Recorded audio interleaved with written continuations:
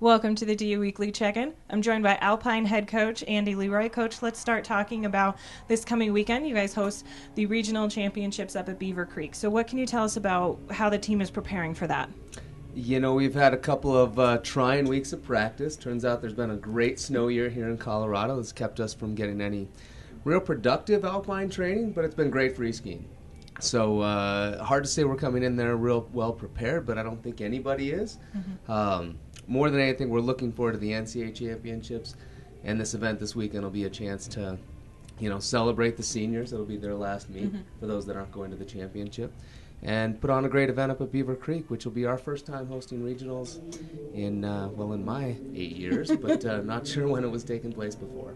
Okay, Coach, so this is your first time hosting it. So what can you tell us goes into hosting a regional championship? The quality of the field will still be there. A little bit shorter in the number of athletes, so we're hoping the surface holds up. About 40 men, 40 women. But I'd say the highlight of the weekend is definitely the regional banquet.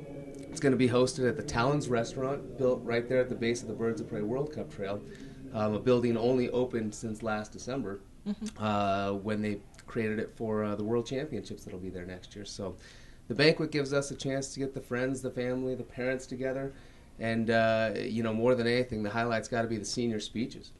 Every senior has to get up there, grab the microphone, and tell the crowd what they've been learning, what they studied, what they're doing with their future, So it's interesting to see some of their responses. So now, before when we were talking, you had mentioned that this banquet is only accessible by sleigh ride?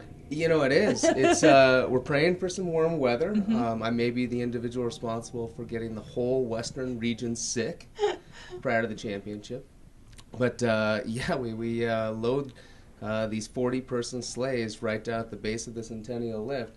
Nice. And they cart us up to the lodge. So I think I'm the first one with a sleigh ride for the championship. So That sounds pretty impressive. well, we're hoping for warm weather. It's going to be an interesting night if it's not.